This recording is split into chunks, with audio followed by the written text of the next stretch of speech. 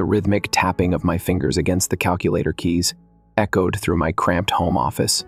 The glow from my laptop screen cast a soft light across the desk as I made the final adjustments to a client's year-end financial statement.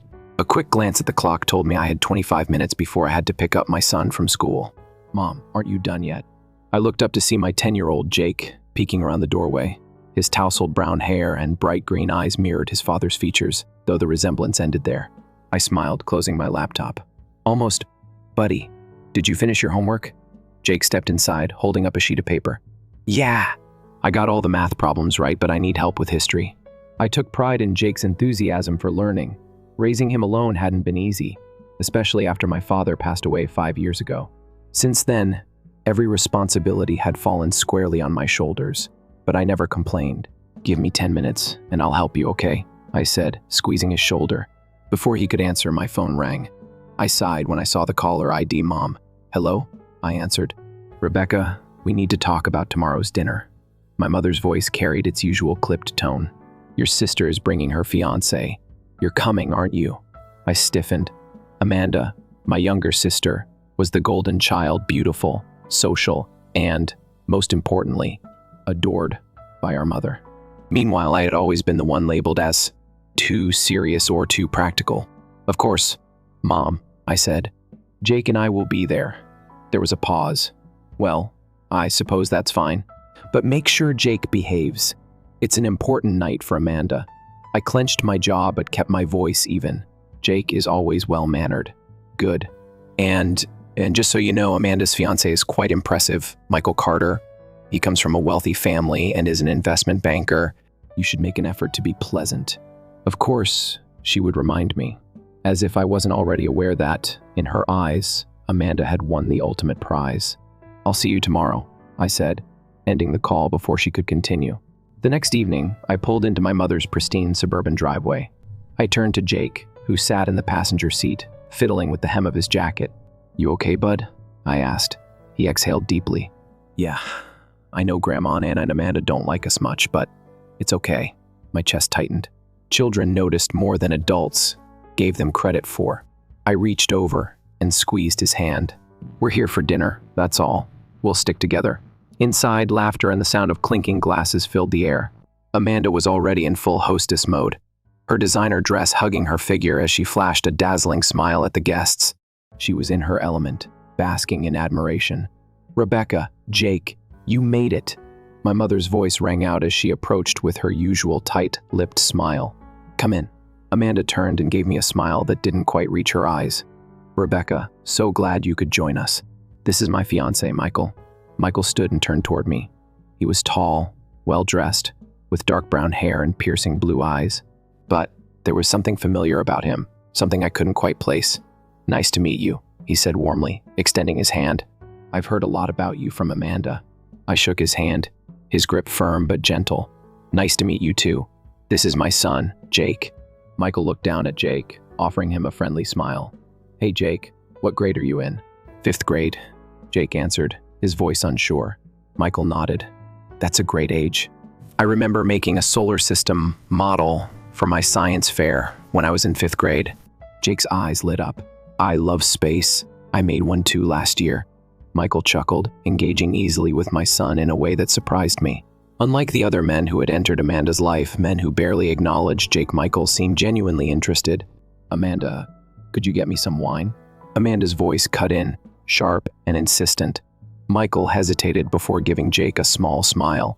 "We'll talk more later, okay?" Jake nodded, watching as Michael moved to Amanda's side. I found myself staring at him, a strange feeling tugging at the back of my mind. Where had I seen him before? As dinner progressed, my mother and Amanda dominated the conversation, gushing about wedding venues and extravagant honeymoon plans. My input wasn't asked for, nor was it expected. "Rebecca, you don't need to worry about the bridesmaid dress since you're not in the wedding party," Amanda said, suddenly her voice syrupy sweet. I blinked. "I'm not a bridesmaid?" Amanda feigned a sympathetic expression. "We haven't been close for years. I thought it would be best to have my closest friends as bridesmaids. I hope you understand." My chest tightened, but I forced a neutral expression. "Of course. Makes sense." Jake's small hand found mine under the table, squeezing it gently. Only Michael seemed to look uncomfortable with the exchange. "Isn't family participation important?" he asked, his voice calm but firm. "I think Rebecca and Jake should be included." Amanda shot him a glare, clearly irritated, but masked it with a tight smile. "They're invited, of course. Just not as part of the wedding party." Michael didn't look convinced, but he said nothing further. As I helped clear the dishes later, he joined me in the kitchen. "Can I help?" he asked. "I've got it." "I'm used to this," I replied, rinsing a plate. Michael hesitated before saying, "You're different from what Amanda described." I raised an eyebrow. "Oh? And what did she say?" He gave a small, knowing smile. Let's just say she left out a few details. Something about his words sent a shiver down my spine. And as I watched him leave the kitchen, that nagging feeling returned. I had seen him before. But where? And why did I feel like this was only the beginning? The drive home was quiet, the hum of the engine filling the silence. Jake stared out the window, lost in thought, while I gripped the steering wheel, my mind replaying the dinner. The tension, the forced smiles, the unspoken resentment. It was nothing new, but Michael's words lingered. "You're different from what Amanda described." What exactly had she told him? And why did he seem so curious? "Mom," Jake said, breaking the silence. "Michael seems nice. I wonder why he's marrying Aunt Amanda." I let out a small laugh, shaking my head. "You shouldn't say things like that, Jake." "But you were thinking it too." I glanced at him. My son was sharp, too sharp sometimes. "People fall in love for different reasons," I said carefully. "Maybe he sees something in her that we don't." Jake frowned but didn't push further. As we pulled into our driveway, I exhaled, relieved to be home. The moment we stepped inside, my phone buzzed. I hesitated. Why was he calling me? I hadn't even saved his number. "Hello? Hey, Rebecca. I hope I'm not bothering you." His voice was steady, polite. "Not at all," I said, though confusion laced my tone. There was a pause. I wanted to say I'm sorry about tonight. Amanda and your mother, I didn't like how they spoke to you." I blinked. No one had ever apologized on their behalf before. "You don't have to do that," I said, forcing a chuckle. "I'm used to it. You shouldn't have to be." His words caught me off guard. I shifted, unsure how to respond. "I appreciate that, Michael, but Amanda is your fiancée. You don't have to get involved in our family drama." "I disagree," he said. "Families should support each other, not tear each other down." A lump formed in my throat. "That's not how it works in mine." He was quiet for a moment. "Well, maybe it should." Something in his voice made me pause. There was an undercurrent of frustration, like he wasn't just talking about my family, he was talking about himself. Before I could ask, he cleared his throat. "Anyway, I just wanted to check in. I'll see you at the wedding, I guess." "Yeah," I said softly. "See you at the wedding." I hung up, staring at the screen. Something about Michael didn't add up, and I had a feeling I wasn't the only one questioning things. The following week, the wedding preparations reached a fever pitch. Amanda had practically taken over my mother's house, directing florists, caterers, and planners with an iron fist. I had mostly stayed on the sidelines, but as the big day loomed, it became harder to ignore. Then, unexpectedly, Michael called again. "I need to ask you something," he said, his voice tense. "All right," I said, intrigued. "I want you to be Amanda's maid of honor." I almost dropped my phone. "What?" "I talked to Amanda, and she agreed," he continued. "I know she didn't originally include you, but I think it's important. You're her sister, and family should be part of this day." I scoffed. "Are you sure Amanda agreed?" "Because that doesn't sound like her." "She wasn't thrilled," he admitted, "but I insisted." I rubbed my temple, processing this. Amanda had never wanted me involved, and yet, here was Michael, pushing for it. "Why?" "Michael, why are you doing this?" He hesitated. "Because I think you deserve better than how they treat you." The words sent a strange warmth through me, but I also knew Amanda wouldn't take this lightly.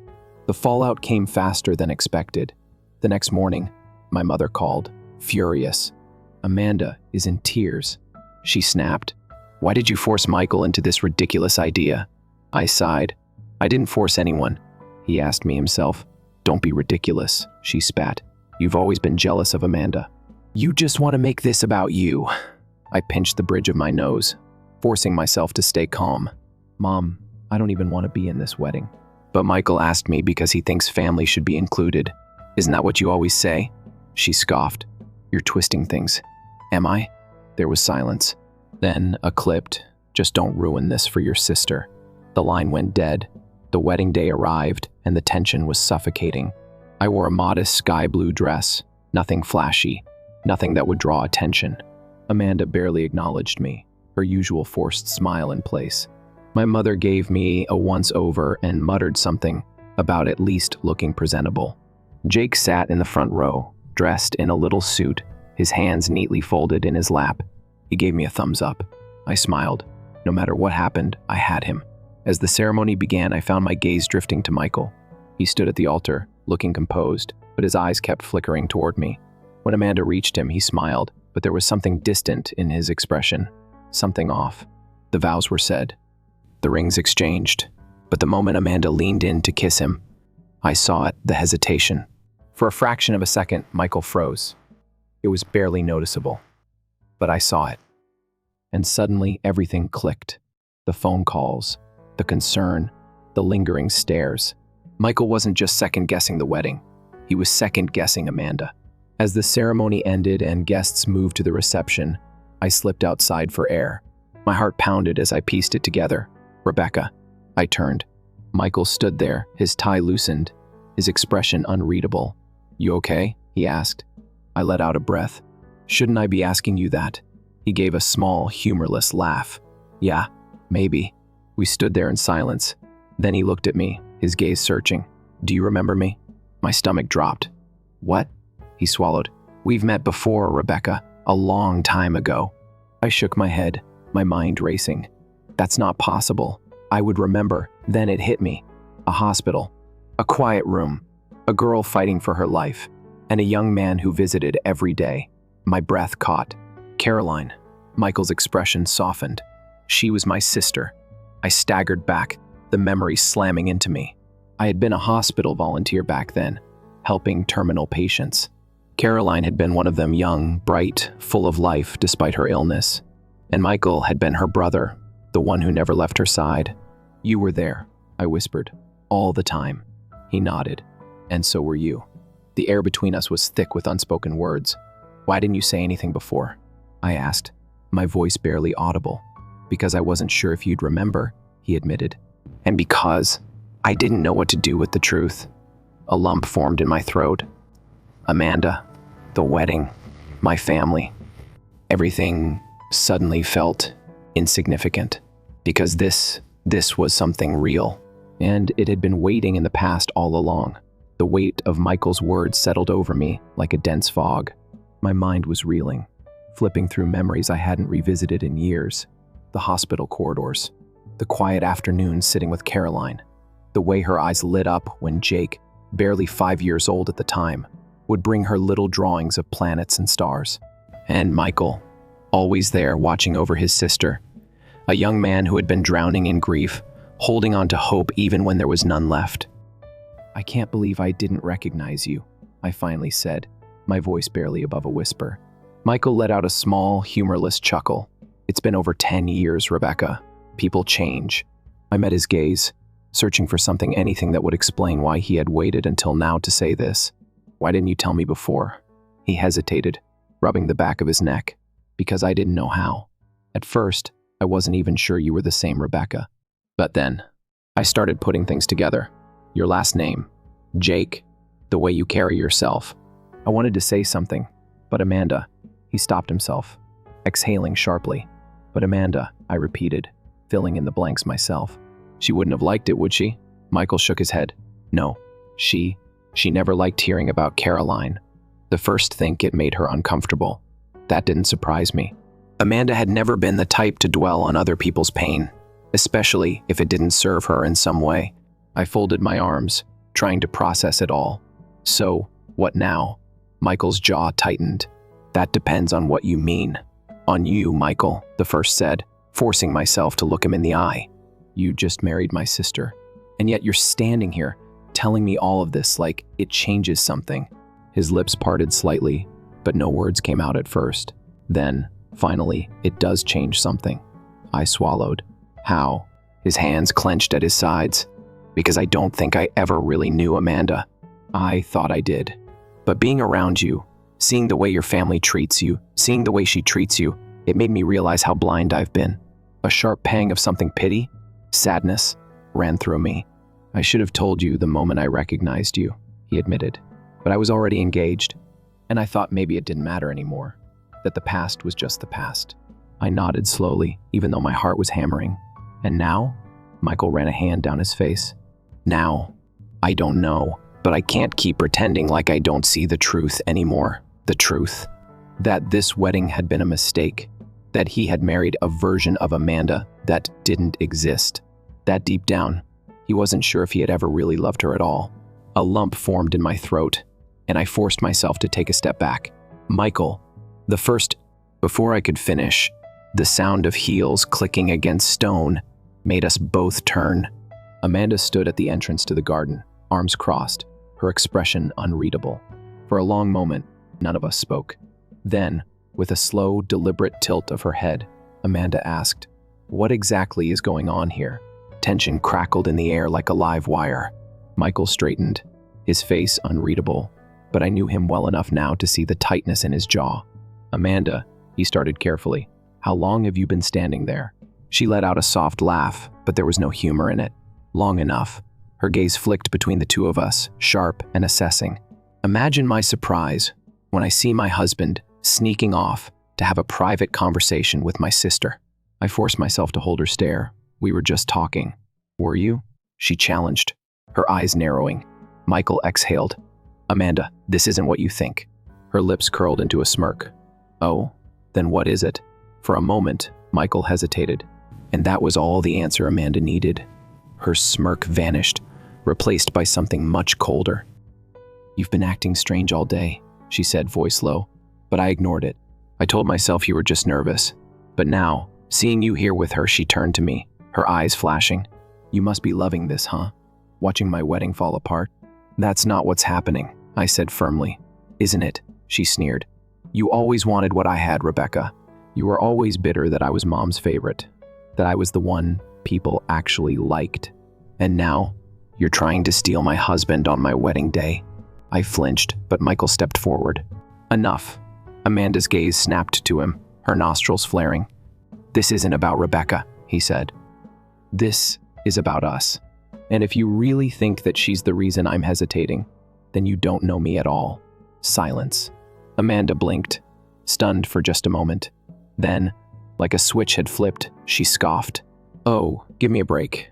This is all so dramatic." Michael shook his head. "No, Amanda, it's real. And if you can't even see that, then maybe this was a mistake." For the first time, something like fear flickered in Amanda's expression. A long silence stretched between them.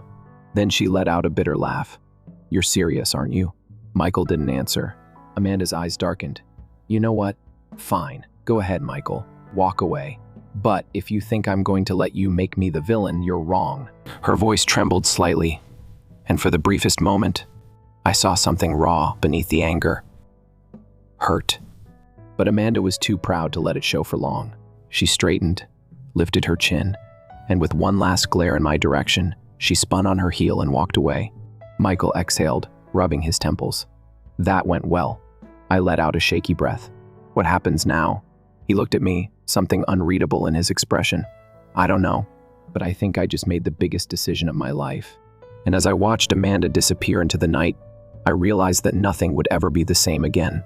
The reception hall buzzed with laughter and clinking glasses, but outside, the night air carried the weight of everything that had just happened. Michael stood beside me, his hands in his pockets, staring at the path Amanda had stormed down. Neither of us spoke for a long time. "You okay?" I finally asked. Michael let out a slow breath. "No, but I think this is the first time in a long time that I feel clear." I crossed my arms, unsure of what to say. "She's not going to take this lightly." "I know." His voice was steady, but his eyes were stormy. "She's going to fight. She'll try to spin this in her favor. But I can't." He exhaled sharply. "I can't pretend anymore, Rebecca. I married someone I don't even know. And worse, I let myself ignore all the signs." I swallowed, my throat tight. "What are you going to do?" Michael ran a hand down his face. "I have to end this." The words hung between us, heavy and irreversible. Inside, the party carried on. The guests had no idea what had just unraveled in the garden. Amanda would put on a show for as long as she could act as though nothing had happened, keep up appearances. But eventually, the truth would come out. "Michael," the first said hesitantly, "you don't owe me an explanation. I don't want to be part of your decision." He turned to face me fully. "But you are, Rebecca. You always were." I shook my head. "This isn't about me. This is about you and Amanda. Whatever happens next, you have to do it for yourself, not because of me, not because of the past. Otherwise, you're just replacing one illusion with another." His gaze held mine, and for a moment, I thought he would argue. But then he nodded, a small, knowing smile on his lips. "You're right." A breeze rustled through the trees, and in the distance, the sound of music drifted from the reception hall. The moment felt fragile, like a thread pulled too tight, ready to snap. Michael took a step back. "I need to talk to her." I nodded. "Good luck." He hesitated, then walked away, disappearing into the glow of the reception hall. I stayed outside a little longer, staring up at the sky. The stars were faint against the city lights, but they were there, steady, unchanging. Unlike everything else, I barely saw Michael for the rest of the night. Amanda kept up her performance, smiling for pictures, laughing with guests, but I knew her well enough to recognize the cracks in her act. Jake found me after an hour, tugging on my dress. "Can we go home now?" I ran a hand through his hair. "Yeah, buddy, let's go." We slipped out quietly, avoiding any more drama. My mother barely noticed my absence, too busy mingling with Amanda's high-profile guests. On the drive home, Jake was unusually quiet. "Something on your mind?" I asked. He shrugged. "Is Michael okay?" I glanced at him in the rearview mirror. "I don't know." Jake frowned. He looked sad. I sighed. "Yeah, I think he was." He was quiet for a long time, then murmured, "I like him." A pang of something, guilt, sadness, uncertainty hit me. "Me too, kid." The next morning, I expected chaos. I wasn't wrong. The first call came at 7 a.m. "You ruined everything." Amanda's voice was a sharp hiss through the phone. I sat up in bed, rubbing my temples.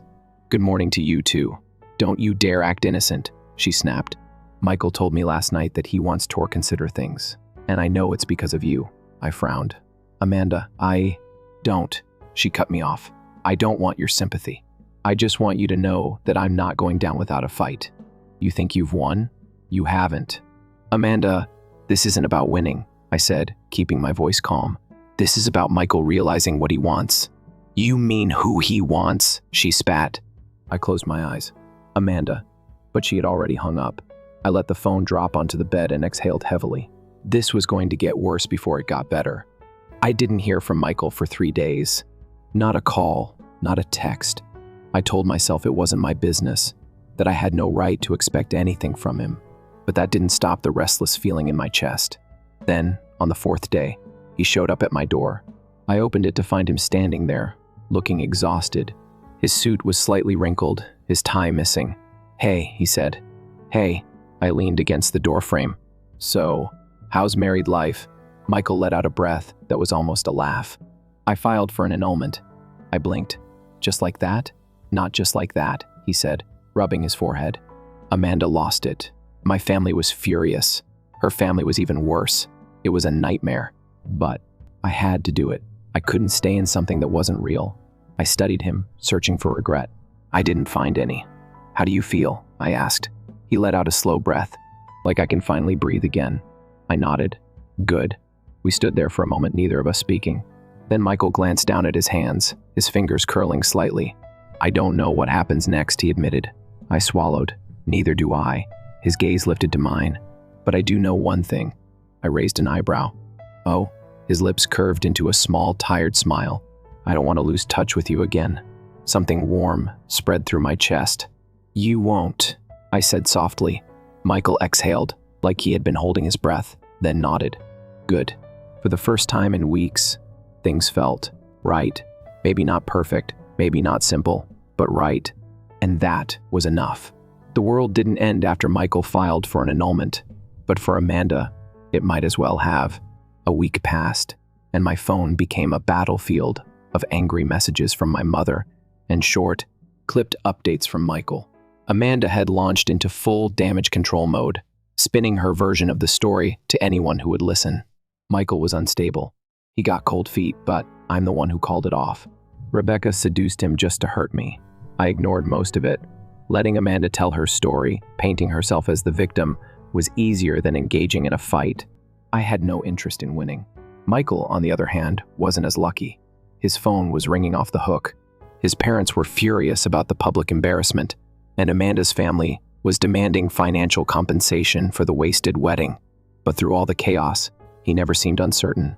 The last time we talked, his voice had been steady. This was the right decision, Rebecca. I don't regret it. I believed him. But that didn't mean life suddenly became simple. 3 weeks later, I was finishing up work when there was a knock on my door. Jake, who was sprawled out on the couch with his homework, looked up. "I'll get it." Before I could protest, he had already swung the door open. Michael stood there, holding 2 cups of coffee. "Hey," he said, offering one to me like it was the most normal thing in the world. I blinked. "Hi?" Jake grinned. "Michael, you're back." Michael crouched to ruffle Jake's hair. "Miss me, buddy?" "Yeah, Mom was acting weird after you left." I shot Jake a look, but he just shrugged and went back to his history book. Michael's lips twitched as he stepped inside, holding out the coffee again. "You looked like you needed this." I took it, narrowing my eyes. "Are you bribing me with caffeine? Is it working?" "Maybe." He smirked, but there was something hesitant in his eyes. He glanced around the room, taking in the stacks of paperwork on my desk, the small pile of laundry I hadn't gotten to yet. "This feels familiar," he murmured. I took a sip of my coffee. "What does?" "You. Doing everything by yourself. Carrying the weight of everything like it's just expected of you." One swallowed. "It's fine. I'm used to it." Michael's expression darkened. "Yeah, that's the problem." A long silence stretched between us before I cleared my throat. "So, what brings you here?" His gaze softened. "I just wanted to see you." I raised an eyebrow. "That's it?" He hesitated. "No, but it's part of it." I folded my arms. "And the other part?" Michael exhaled. I needed to get out of my own head for a bit.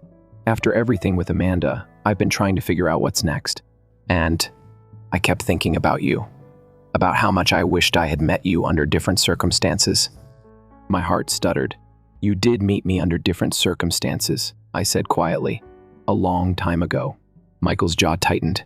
"Yeah, and maybe that should have been the moment I realized what kind of person you are. Instead, I got caught up in the wrong things, the wrong people." I looked down at my coffee, unsure how to respond. Michael ran a hand through his hair. "I know I can't change how we got here, but I don't want to pretend like you don't matter to me, Rebecca. Because you do." The words settled over me, warm and dangerous. "Michael." The first started, but he shook his head. "I'm not asking for anything," he said. "I just needed you to know." My grip tightened around the coffee cup. "You're still untangling yourself from all of this." "Are you sure you're not just Rebecca?" he interrupted gently. "I've never been more sure of anything in my life." Something inside me cracked, just a little. Michael sighed, stepping back. "I'll let you think about it. No pressure." I didn't want to leave it unsaid. I swallowed hard, nodding. "Okay." He hesitated for a fraction of a second before offering me a small smile. "I'll see you soon, yeah?" "Yeah," I murmured. "See you soon." Then he was gone. And for the first time in a long time, I felt like something was about to change. Over the next few weeks, Michael and I fell into something easy. He would stop by after work, sometimes with coffee, sometimes with takeout. He and Jake had developed their own little routine, talking about history, playing chess, debating which planet was the coolest. We didn't talk about Amanda. We didn't talk about whatever was growing between us either, but it was there. In the way Michael always lingered at the door before leaving. In the way my heart jumped when my phone lit up with his name. In the way Jake, ever observant, would give me knowing looks when he thought I wasn't paying attention. Then, one evening, everything shifted. Jake had gone to bed, and Michael was helping me clean up dinner. We moved around each other effortlessly, like we had been doing this forever. As I reached for a dish towel, Michael's hand brushed mine. I froze. So did he. The air between us shifted, heavy and charged. Michael's fingers curled slightly, like he was resisting the urge to hold on to me. "Rebecca," he said, voice low. "Tell me to leave, and I will." I swallowed hard. "I don't want you to leave." A slow exhale left his lips. Then, carefully, like he was giving me time to change my mind, he reached up and tucked a strand of hair behind my ear. You're not just an escape from me, he murmured. I hope you know that. I nodded, my heart pounding. I know. Michael smiled, something soft and real. Good. Then finally he kissed me, and everything else faded away. Michael's lips were warm, hesitant at first, as if he was waiting for me to pull away, but I didn't. Instead, I leaned in, letting the moment settle between us like something fragile yet unbreakable. When we finally pulled apart, his forehead rested against mine, our breaths mingling in the quiet kitchen. You okay? He murmured. I exhaled softly. Yeah, I think so. Michael's fingers brushed my cheek. Tell me if this is too much, if you need time. I searched his face, the sincerity in his eyes, the patience woven into his words. He wasn't rushing this. He wasn't assuming anything. I don't need time, I admitted. I just need to know this isn't some temporary thing, that when the dust settles, you won't. Michael's grip on my hand tightened. Rebecca, I've never been more sure of anything. My throat tightened, but before I could respond, a small voice broke through the moment. Are you guys kissing? We turned to see Jake standing in the hallway, rubbing his eyes sleepily. Michael cleared his throat, stepping back slightly. I crossed my arms. What are you doing out of bed? Jake blinked at us. I was thirsty. He squinted at Michael. Are you my mom's boyfriend now? Michael hesitated, then glanced at me. I smirked. Smooth, Carter. Real smooth. He chuckled, rubbing the back of his neck. I guess that depends on what your mom says. Jake turned to me expectantly. So? I let out a slow breath, then looked at Michael. I guess he is. Jake grinned, satisfied. Cool. He grabbed a glass of water from the counter, took a long sip, then padded back toward his room. Good night, Mom. Good night, Michael. Michael and I exchanged amused glances.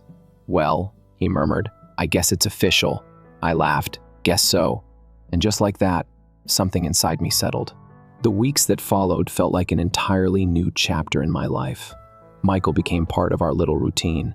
He and Jake would play chess, talk about history, or debate which superhero was the best. Jake insisted it was Batman, while Michael swore by Spider-Man. Some nights, Michael would cook, proving he was far better in the kitchen than I was. Other nights, we'd order takeout and watch old movies on my tiny couch, his arm draped comfortably around my shoulders. It felt easy, it felt right, but not everyone saw it that way. One afternoon, I got a call from my mother. We need to talk, she said, her tone clipped. I sighed. About what? Don't play dumb, Rebecca. I pinched the bridge of my nose. Michael and I are dating. If that's what you're upset about, I don't know what to tell you. My mother scoffed. So you're really doing this? Parading around with your sister's ex-husband? They were married for less than a day, Mom. And he ended it. That's not the point. Then what is?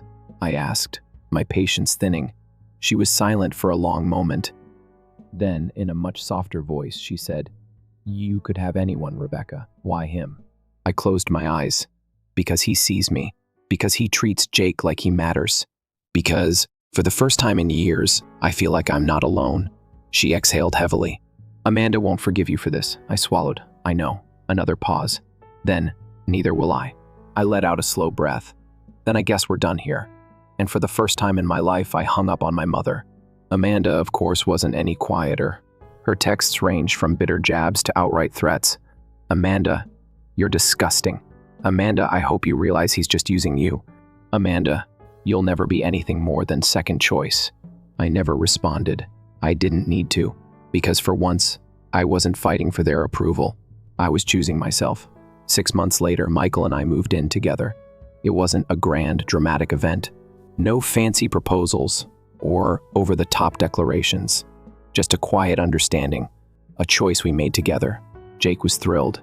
Does this mean we're a real family now? Michael crouched down to his level. We've always been a family, buddy.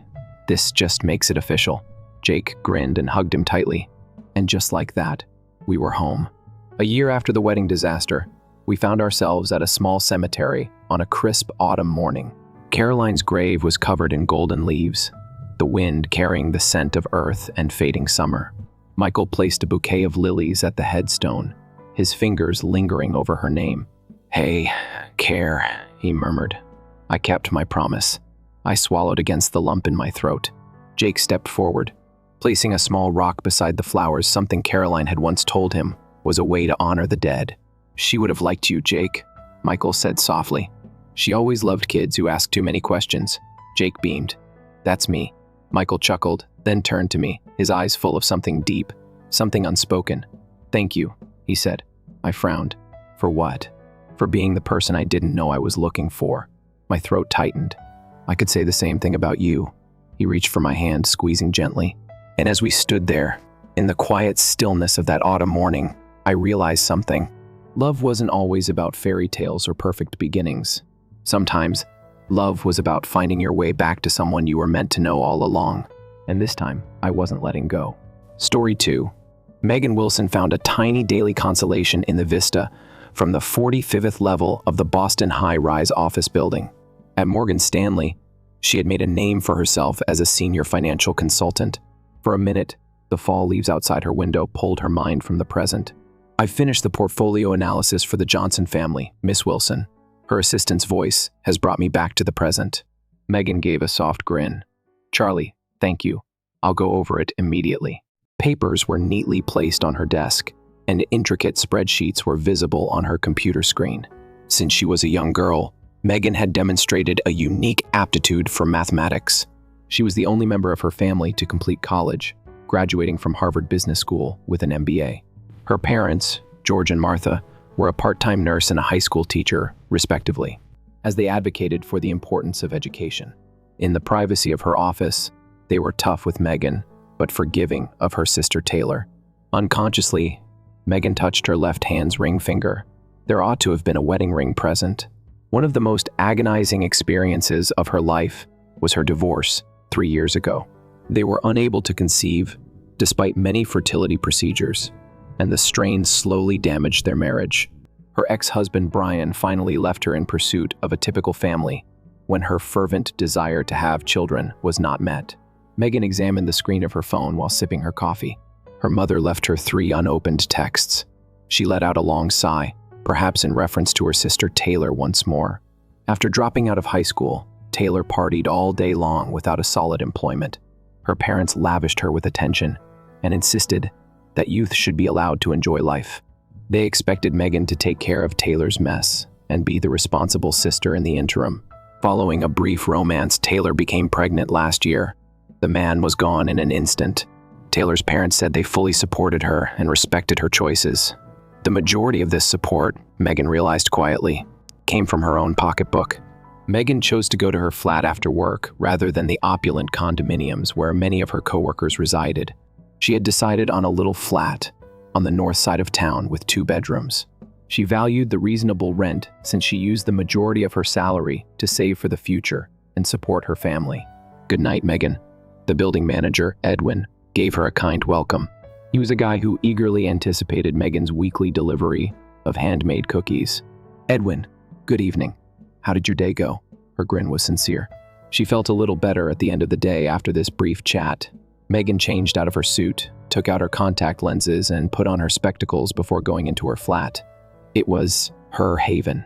Simple, practical furnishings, planted herbs on her tiny balcony that she meticulously maintained, and a few lovely landscape photos on the walls.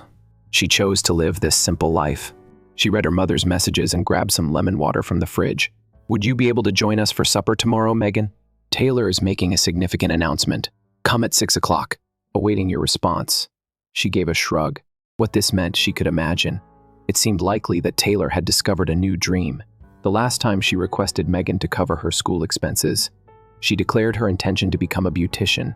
She became bored, of course. 2 weeks later. Okay, I'll be there at 6, Megan said. She examined her spending by opening her monthly budget worksheet. Taylor's mother's arthritis care, her father's diabetic medication, childcare expenses for her son Noah, help with her parents' mortgage, and the payback of her father's prior gambling debts. The list seemed endless. Megan sat near the window and looked at the city lights while she completed her calculations. She had been silently paying payments for 10 years without acknowledgement or gratitude, but no one in her family knew. She was only referred to behind her back as the frugal, single lady, or the wealthy sister. She gave a sour smile. Her family had absolutely no sympathy for her. She saw providing for her family as a duty and a way to show her love for them. She had stopped attempting to explain things to them. Megan stared out the window, mentally preparing herself for the big announcement that would come tomorrow. What took place? She was going to react coolly, as usual. Megan was standing at the door of her parents' house the next evening. She had grown up in a white 2-story house that required more and more maintenance. She observed parts of the garden that were neglected and spots where the paint was flaking. She inhaled deeply before rapping on the door. "Megan, you arrived." From inside, Martha opened the door with a little anxious attitude. One could hear Taylor's kid, Noah's animated voice. "I said I would." After giving a muted response, Megan went inside the living room of the house. Taylor was seated on the floor playing with her 2-year-old son, Noah, while her father, George, was lounging in front of the TV. Megan gave Noah a teddy bear and greeted everyone with grace. "This is a brand new toy, Noah." Megan spoke to her nephew quietly. Her chest ached from the fact that she would never be able to conceive, but she made an effort to hide it. With a naive smile, Noah gave the teddy bear a hug. The atmosphere during dinner was good until dessert time, when Taylor abruptly shifted the topic. "In fact, I have a big announcement to make. Look right at her sister, Taylor. According to Noah's creche, their costs will increase starting next month. In order to become a beautician, I also wish to enroll in a specific school." Megan didn't say anything. She already knew why this significant statement was being made. "So, Megan, we have a small favor to ask you," George remarked, clearing his mouth. "I take it that you want me to pay for the creche and school fees?" Calmly, Megan said. Martha said, "That's right. It's only natural for you to assist the family because you're financially prosperous. Taylor is the only parent a child." Megan thought hard before she spoke. "My life is my own. I'm doing a lot already." "What are you doing?" George's voice increased in volume. "You are just considering yourself, residing in an upscale flat, observing us with disdain." Megan scowled. "My flat isn't a fancy one. And no justifications." Martha cut me off. "For her future, Taylor wishes to pursue education. Her and Noah's life will be better if you lend a hand a bit." With a seductive smirk, Taylor responded, "Why don't you pay? You're a defective woman who can't even have children. The least you can do for the family is to look at my child." Megan's heart froze at those words. She was more devastated than she could have anticipated by the ridicule of her divorce and infertility. She attempted to react logically, though, and repressed her feelings. "That's too cruel, Taylor," Megan said. "I'm not as secure financially as you all believe. My monthly spending is dishonest." The table was smashed by George. "I make 3 times as much as you do." "For your family, what are you doing?" Megan was taken aback. "What are you talking about, Dad?" "I pay your medical bills and your mortgage." Martha seemed perplexed. "We cover all of the costs ourselves." Megan was taken aback. Her parents did not appear to be aware of her 10 years of financial assistance. Her father most likely handled her remittances as family income and provided her mother with an alternative justification. "I've been providing for the family financially for years, Mom. I'm not bringing this up to discuss it. I'm simply saying that I'm reaching my breaking point." "You don't have my faith," Taylor's voice went up. "I am a mother by myself. I don't lead a lavish lifestyle like you do." Megan's patience had had enough. "Taylor, Noah's day is being covered by me. Would you mind? My family receives the majority of my pay. You simply aren't aware of it." There was stillness for a time, and then George's face flushed crimson with rage. "What do you say? Are you attempting to make me look foolish?" Megan was perplexed. "I'm only telling the facts, Dad." "Enough." George got to his feet. "Okay, if you refuse to give us money, but you should feel ashamed as a family member, being unable to assist your nephew and sister." "I'm exerting every effort," Megan pressed silently, "but I can't keep spending money indefinitely." Martha's expression was sorrowful as she shook her head. "I don't want a daughter who is so unappreciative. You're not related anymore." At those remarks, Megan's eyes filled with tears. After going upstairs, George came back with Megan's purse and coat, which he tossed at the front door. "Never again reveal your face. For us, Taylor is sufficient." Megan's possessions were thrown out the front door by him. With a victorious laugh, Taylor bid farewell. "Without you, we'll be all right." Megan stood still as she tried to comprehend what had transpired. She never dreamed that this was how her years of selflessness, sacrifice, and unwavering love for her family would come to an end.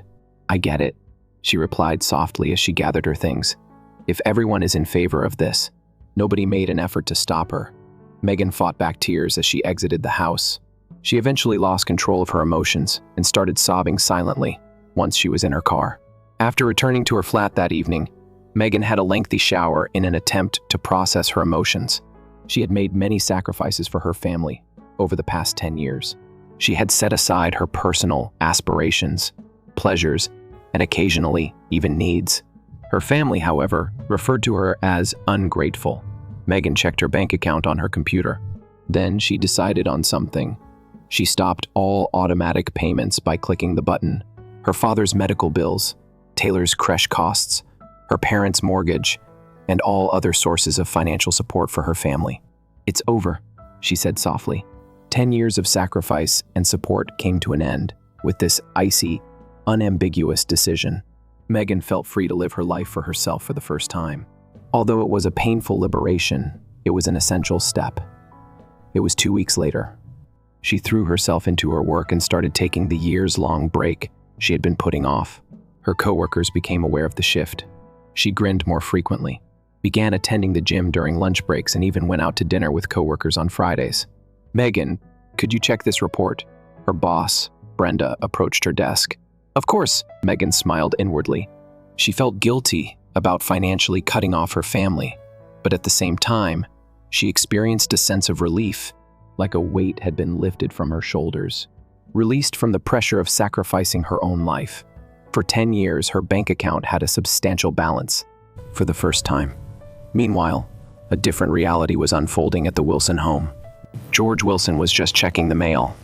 He opened an envelope marked urgent in red, and his face changed color. "Martha," he called his wife. "Do you know what this is?" Martha came from the kitchen and took the envelope. It was a payment reminder for their mortgage.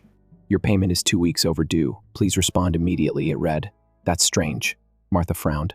"There was no problem last month." George scratched his head with a confused expression. "I'll call the bank." On the phone, the bank representative explained calmly, "Mr.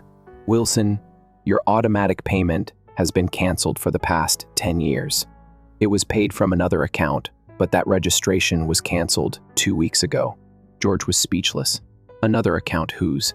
"From Miss Megan Wilson's account." After hanging up, George and Martha stared at each other in shock. Megan had been paying their mortgage. What she said was true. That afternoon, more bad news arrived. There was a call from George's diabetes specialist. "Mr. Wilson, tomorrow's appointment has been canceled." The nurse said on the phone, "Why?" "I didn't change my appointment. There seems to be a payment issue. Your insurance subsidy has been stopped." George was stunned. His expensive specialist medical fees had insurance coverage and a copay, but the copay had always mysteriously been paid. Could that have been Megan too? The same day, Martha's in-home care nurse for her arthritis also canceled her visit. The reason was the same payment issues. In the evening, Taylor rushed into her parents' house, crying, carrying Noah, and looking distressed. "The landlord came," she said with a trembling voice. "He said the guarantor canceled the contract, so I need to pay a new security deposit or move out." "Guarantor?" Martha was confused. "Who is the guarantor?" "I don't know, but I got an email notification this morning," Taylor explained through tears. "The daycare also contacted me saying next month's tuition hasn't been paid." While the family was in turmoil, the doorbell rang. George opened it to find an unfamiliar man. "Are you George Wilson?" The man asked coldly. "I'm Jameson from Credit Recovery. I'm here to discuss your unpaid debts." The color drained from George's face. He had gambling debts he had hidden from his family for years. Mysteriously, the payments had continued monthly, so there had been no problems. "Dad, what's he talking about?" Taylor peeked out from the living room. "Just a small debt. Don't worry, we'll manage." George couldn't hide his distress. That evening, a family meeting was held around the kitchen table. A pile of bills had accumulated, and everyone was speechless at the total amount. "How have we been paying all these bills?" Martha questioned her husband, George. His shoulders slumped. "Honestly, I don't know. The money was always enough. It was paid via automated bank withdrawals." "What about Dad's debts?" Taylor asked. "Those too. Somehow, they were being taken care of." He held his head. Taylor immediately replied in a hushed voice, "Wasn't Megan paying for everything?" A deep quiet settled over the room. "Impossible," George denied. "She didn't do anything for us." But things started occurring after she left, Taylor continued. The bank, the doctors, my apartment, the daycare. Was Megan backing it all? Martha carefully rose up and went to the ancient file cabinet. She took out many years' worth of bank statements and began scrutinizing them attentively. Regular deposit records were kept. M. Wilson was the sender. 10 years. Martha's face was astonished as she whispered. Each month, Megan has been sending money. George put his hands over his face. Why didn't she say anything? What kept her from telling us? She did. Taylor gave a muted response. Megan told us that day. However, we paid no attention. I referred to her as flawed. She stutteringly spoke. The Wilson family first encountered the reality that evening. They discovered that Megan's prosperous life was actually humble, and that she had been subtly providing for the family for 10 years, and how they had treated her cruelly. Taylor made up his mind early the next morning. She went to see Megan after leaving Noah with her mother. When she first arrived at her flat, Edwin, the management, instructed her to leave. Would you kindly leave a message for her? Taylor begged. It was you who caused her pain. Edwin gave her a chilly glance. Megan is an amazing individual. Every week she makes cookies for me. She never stops considering other people. Your relatives didn't recognize her worth. Taylor's head bowed. Indeed, we were stupid. Most likely she's at work. Finally, Edwin remarked. Taylor looked up at the tall structure as she rode in a cab to Megan's office. She inhaled deeply. When she discovered Megan, she was resolved to take stock of her previous haughtiness and insensitivity and offer a heartfelt apology. Taylor's eyes were welling with tears. She remarked in a shaky voice that she no longer had the same arrogance. Please assist us. On Morgan Stanley's 45th floor, Megan's workplace was bathed in morning sunlight. For the last 2 weeks, she has been concentrating on examining investment portfolios. Even though she periodically felt a pang in her chest, she had thrown herself into her profession to help her cope with the anguish of being away from her family. It was the proper choice, she told herself. Charlie, her assistant, contacted Miss Wilson over the intercom. You have Miss Taylor Wilson and a guest. Megan's hand came to a stop. She could still clearly remember that night only by hearing her sister's name. Her throat became parched. Would you be able to reject her? Megan responded coolly. She seemed to be in a lot of distress. Charlie sounded perplexed. She looks like she's sobbing. Megan let out a long sigh. Okay, I'll spend 5 minutes with her. A moment later, Taylor stepped through the office door. She didn't look like Megan had thought she would. Her normal self-assured demeanor was gone.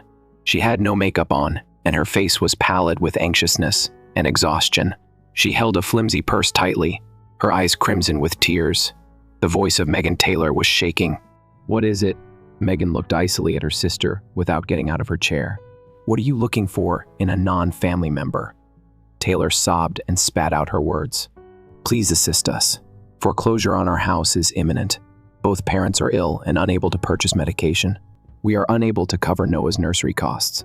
As she listened to Taylor's remarks in her heart, Megan kept her face expressionless. There was wrath mingled with sympathy. She was angry at the degrading treatment, but she also felt that she couldn't leave her family that evening. I understand. At last, Megan said something. You want me to do what? Please assist us. Taylor begged once more. I was mistaken. We are without you. You came to me, but why? Calmly, Megan asked. I believed that I was flawed and worthless. Megan's remarks startled Taylor, and she lifted her face. She had regret in her eyes. You have been in favor of everything. Taylor had a raspy voice. Megan pulled a hefty file out of her desk drawer. Take a look at this. Taylor's hands were shaking as he took the file.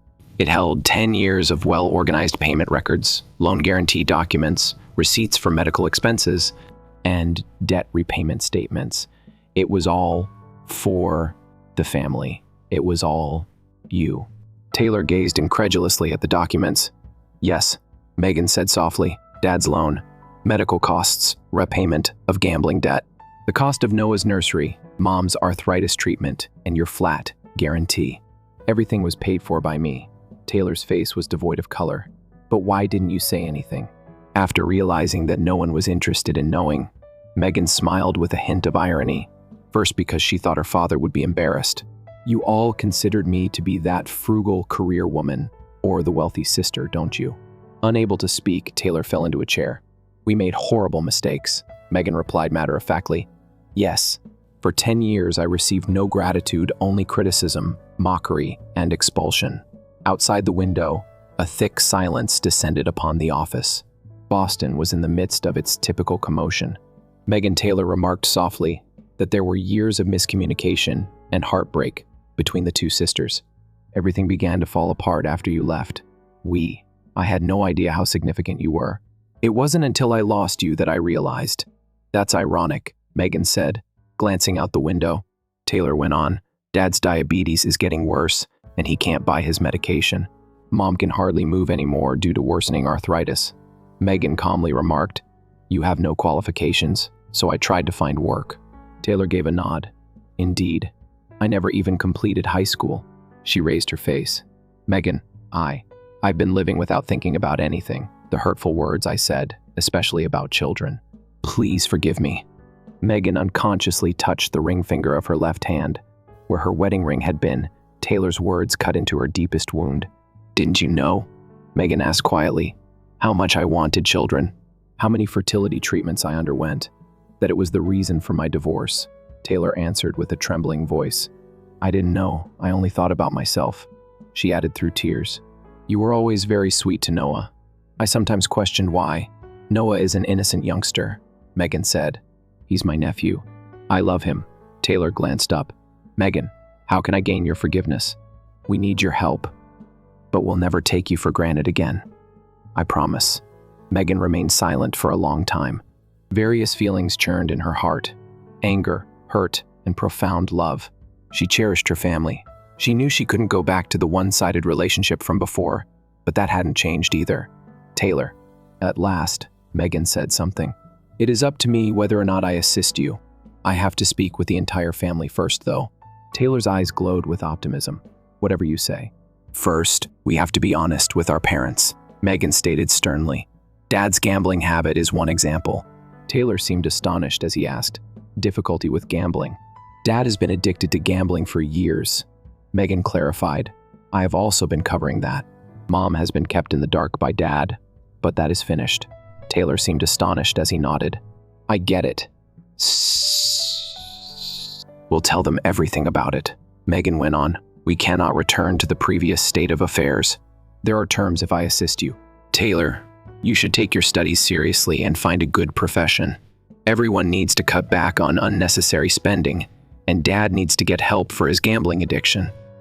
Taylor looked serious as he nodded. I get it. For Noah's sake, I sincerely want to change. 2. At last, Megan got to her feet. Your bank is not me. I won't carry everything, but I can help. Everyone needs to accept accountability.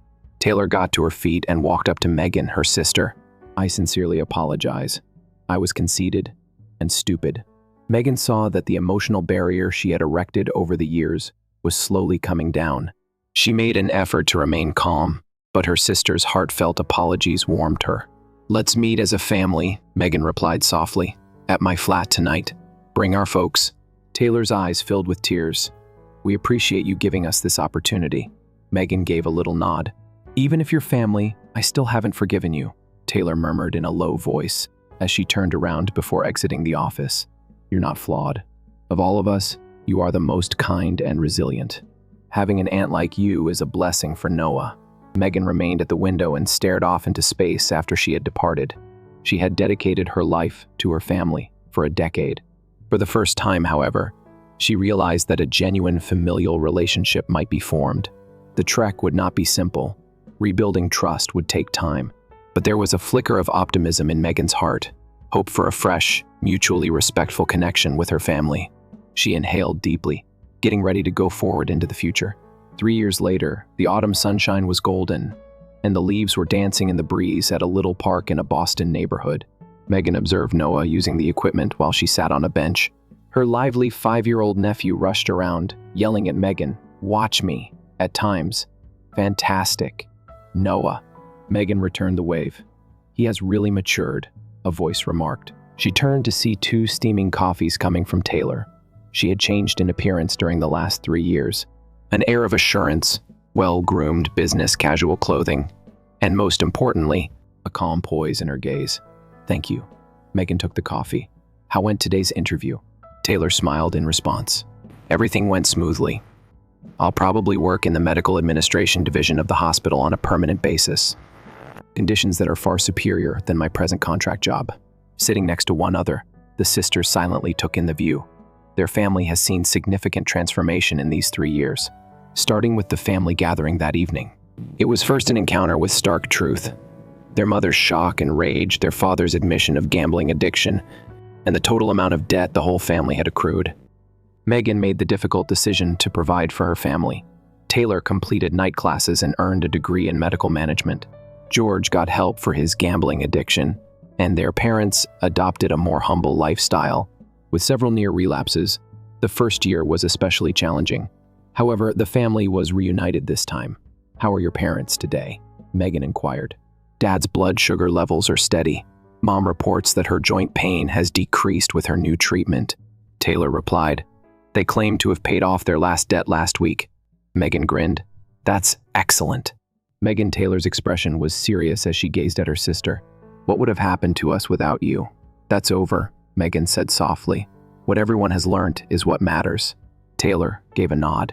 She now helps women in similar circumstances by running a support group for single mothers. Her pride had given way to humility, and she taught others what she had learned from her sister.